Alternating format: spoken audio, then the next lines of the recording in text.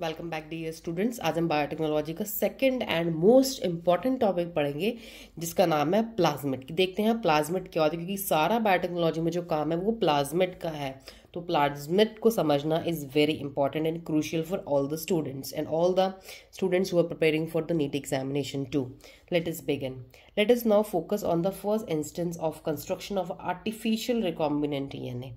सबसे पहले हम एक एग्जाम्पल, एक इंस्टेंस लेंगे किसका। सबसे पहले जब आर्टिफिशियल रिकॉम्बिनेंट डीएनए, आर्टिफिशियल सबको पता है, रिकॉम्बिनेंट डीएनए मतलब ऐसा डीएनए जहाँ पे हम दो डीएनए को मिलाकर एक डीएनए मिलाएंगे, बनाएंगे, इसको बोलते हैं रिकॉम्बिनेंट डीएनए। तो हम ये इसका एक एग्जाम्पल पढ़ेंगे।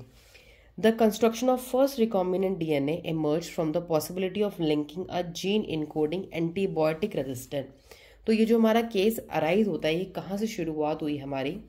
सबसे पहले हमने क्या करा, first recombinant DNA emerge from possibility of linking a gene. सबसे पहले हमने एक जीन को लिंक करा एक प्लाज्मिड के साथ, और वो जीन हमने लिंक करा, वो जीन कैसा था, वो जीन इनकोडिंग, मतलब उस जीन के अंदर कौन सी इंफॉर्मेशन थी, एंटीबायोटिक रेजिस्टेंट। मतलब एक हमने जीन लिया, वो एंटीबायोटिक रेजिस्टेंट था, इस जीन को हमने लिंक करा प्लाज्मिड में। अब देखते हैं प्लाज्मिड क्या है।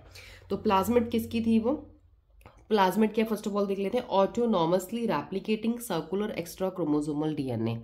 तो प्लाज्मिड जो होती है वो हमारे ऑटोनॉमसली रेप्लिकेटिंग ऐसी चीज है जो कि खुद ही रेप्लिकेट करती है, और वो सर्कुलर होती है और एक्स्ट्रा क्रोमोसोमल डीएनए होता है। अब देखिए, आपको बताऊंगी कैसे।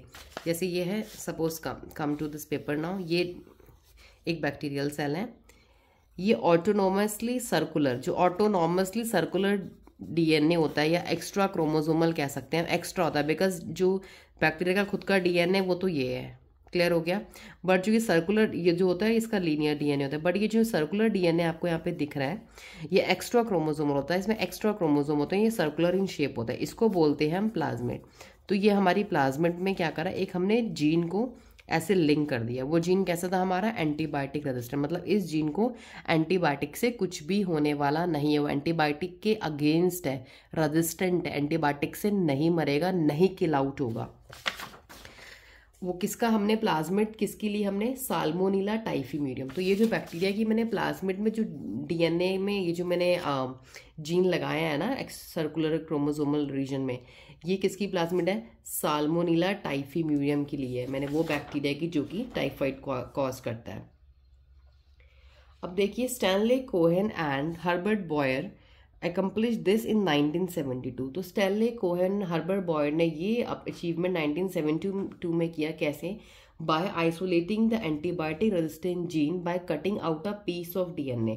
तो उन्होंने सबसे पहले एक एंटीबायोटिक रेजिस्टेंट जीन निकाला। एंटीबायोटिक रेजिस्टेंट जीन कैसे निकाला, by cutting out a piece of DNA, एक डीएनए का पीस निकाला from a plasmid which was responsible for conferring antibiotic resistant. एक प्लाज्मिड ली, ये सपोज मैंने इस बैक्टीरिया से प्लाज्मिड निकाल ली, इस प्लाज्मिड में यहाँ पे कट लगाकर एक जीन निकाला, और ये जो पूरी प्लाज्मिड थी कैसी प्लाज्मिड थी, ये ऐसी प्लाज्मिड थी जो कि एंटीबायोटिक रेजिस्टेंट है, मतलब ये एंटीबायोटिक से किल होने वाले बैक्टीरियाज नहीं है। The cutting of DNA at specific location became possible with the discovery of the so-called molecular seizure। तो जो मैं ये प्लाज्मिड में से, ये जो प्लाज्मिड है इसमें से मैं जो जीन निकाल रही हूँ, मैं कैसे निकाल रही हूँ, मैं कटिंग कर रही हूँ। सबसे पहले इसको मैं काट रही हूँ। काटने के लिए मैं क्या यूज़ करूँगी, काटने के लिए हम यूज़ करेंगे मॉलिक्यूलर सीजर्स। मॉलिक्यूलर सीजर मतलब वो सीजर्स जो कि मॉलिक्यूल्स को काटती है। मॉलिक्यूल मतलब डीएनए को, आरएनए को, जो जीन्स को काटती है, मॉलिक्यूलर सीजर्स होती है, उनसे हम काट के जीन को अलग करेंगे।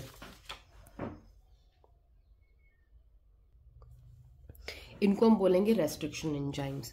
तो रेस्ट्रिक्शन एंजाइम्स को हम कहते हैं मॉलिक्यूलर सीजर्स, जो कि जेनेटिक मटेरियल को कट करने की काम आती है। The cut piece of DNA was then linked with the plasmid DNA.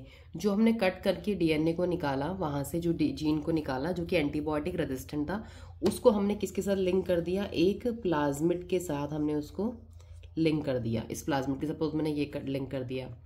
These plasmid DNA act as vector. अब ये जो प्लाज्मिड डीएनए जिसमें मैंने एक एंटीबायोटिक रेजिस्टेंट जीन को लिंक कर दिया और एक प्लाज्मिड के अंदर, ये अब काम करता है वैक्टर का, to transfer the piece of DNA attach to it. मतलब जो मैंने इसमें डीएनए का पीस या जीन का पीस अटैच करा ना, वो पीस मैंने इसके साथ अटैच करा, ये कौन था? प्लाज्मिड था। प्लाज्मिड कहाँ से निकाली? वेक्टर से, सॉरी बैक्टीरिया से। कौन से बैक्टीरिया से? साल्मोनेला टाइफीम्यूडियम। तो वो जो मैंने प्लाज्मिड निकाली उसमें मैंने ये जो जीन को कट करके निकाला था रेस्ट्रिक्शन एंजाइम से, इसको मैंने इसमें पेस्ट कर दिया, अटैच कर दिया। अब क्या होगा, ये जो पूरा मेरा स्ट्रक्चर है इसको मैं बोलूँगी अब वेक्टर। ये वेक्टर का काम करेगा। वेक्टर का काम क्यों करेगा? ये इस एलियन पीस ऑफ डीएनए को पहुंचाएगा टारगेट तक। मतलब जहां मुझे ये पूरा स्ट्रक्चर कोड जिस भी बैक्टीरिया की बॉडी के अंदर डालना है वो पूरा ये जाएगा इसके अंदर, इसके साथ साथ ये भी चले जाएगा। You probably know that mosquito act as an insect vector to transfer the malarial parasite into human body। जैसे कि आपको पता है कि जो मच्छर होता है मस्कीटो, वो मलेरियल पैरासाइट ट्रांसफर करता है। मतलब मच्छर जो है वो वेक्टर है। वेक्टर मतलब मच्छर के माउथ में एक प्लाज्मोडियम, एक पैरासाइट होता है जिसे हम बोलते हैं प्लाज्मोडियम।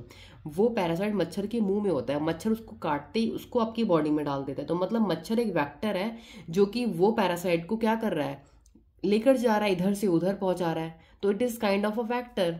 ऐसे ही ये प्लाज्मिड क्या है, ये वेक्टर हो गई जो इस जीन को जो मैंने इसमें चिपकाया है, पेस्ट किया, उसको इस बैक्टीरिया के अंदर पहुंचाएगी। तो प्लाज्मिड क्या होगी, हमारी वेक्टर हो गई। In the same way, a plasmid can be used as vector to deliver an alien piece of DNA into the host organism। इसी तरीके से प्लाज्मिड हमारी वेक्टर की तरह यूज हो सकती है किसी भी एलियन पीस ऑफ डीएनए को किसी भी होस्ट ऑर्गेनिज्म के अंदर डालने के लिए। तो ये बैक्टीरिया हमारा हो गया होस्ट ऑर्गेनिज्म। होस्ट ऑर्गेनिज्म वो है जिसके अंदर हम एक एलियन पीस ऑफ डीएनए डालेंगे ताकि इस वाले ऑर्गेनिज्म का हम फिनोटाइप को बदल सके या चेंज कर सकें। Okay, now come to the next line. The linking of antibiotic resistant gene with the plasmid vector became possible with the enzyme DNA ligase। तो हमने जो एंटीबायोटिक रेजिस्टेंट जीन इस प्लाज्मिड में चिपकाया है ना, तो चिपकाने के लिए हम जो एंजाइम यूज करते हैं उस एंजाइम का नाम होता है डीएनए लाइगेस। इंपॉर्टेंट है, इसे अंडरलाइन करिए। तो डीएनए लाइगेस एक ऐसा एंजाइम है जिसे हम ग्लू कह सकते हैं, चिपकाने का glue. It acts like a glue. तो ये चिपकाने का काम करता है। Which acts on DNA molecules and join their ends, और उनके एंड्स को क्या करता है, ज्वाइन करता है। This makes a new combination of circular autonomously replicating DNA created in vitro. अब जो हमारा जो डीएनए बन के तैयार हुआ है, जैसे कि मैंने इस डीएनए को जोड़ दिया इस वाले प्लाज्मिड में, तो ये जो मेरा बन के स्ट्रक्चर तैयार हुआ है इन विट्रो, मतलब मैंने लेबोरेटरी में कराया खुद से, तो इसको हम बोलते हैं रिकॉम्बिनेंट डीएनए।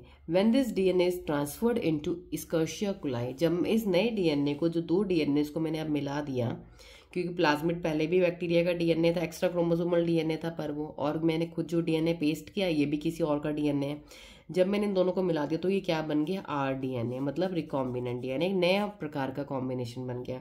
जब मैंने इसको किसी भी बैक्टीरिया के अंदर डाला, सपोज मैंने यहाँ पे ले लिया ई कोलाई, जब मैंने ई कोलाई के अंदर इसको डाला बैक्टीरिया, इस प्लाज्मिड को, तो क्या हुआ, अब पहले तो देखते हैं ये कौन है। When the DNA is transferred to the Escherichia coli, a bacterium closely related to Salmonella. ये बैक्टीरिया साल्मोनेला से बहुत रिजेंबल करता है। It could replicate using the new host DNA polymerase enzyme and make multiple copies. तो ये क्या करेगा, ये डीएनए का जिसके अंदर में डाला है ई कोलाई, उसकी डीएनए पॉलीमरेज एंजाइम को यूज करके मल्टीपल कॉपीज, अपनी बहुत सारी कॉपीज बना लेगा।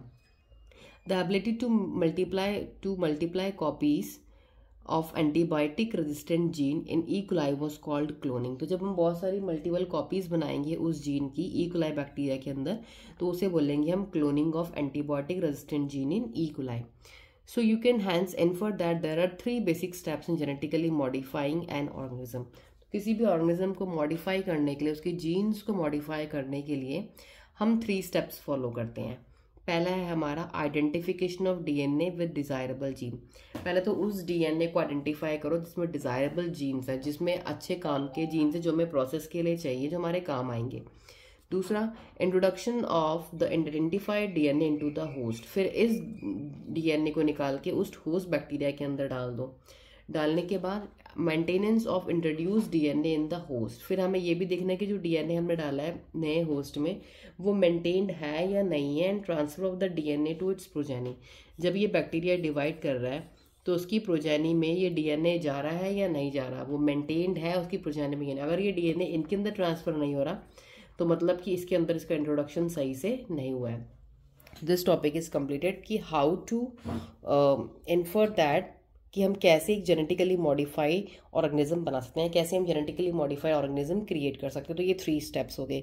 In next topic I will be telling you tools of recombinant DNA technology, कि क्या क्या टूल्स हम यूज़ करते हैं रिकॉम्बिनेंट डीएनए टेक्नोलॉजी में, कि कैसे हम एक न्यू तरीके का होस्ट ऑर्गेनिज्म या किस तरीके से हम किसी ऑर्गेनिज्म को चेंज, उसका फिनोटाइप चेंज कर सकते हैं। Thank you for watching the video and stay tuned.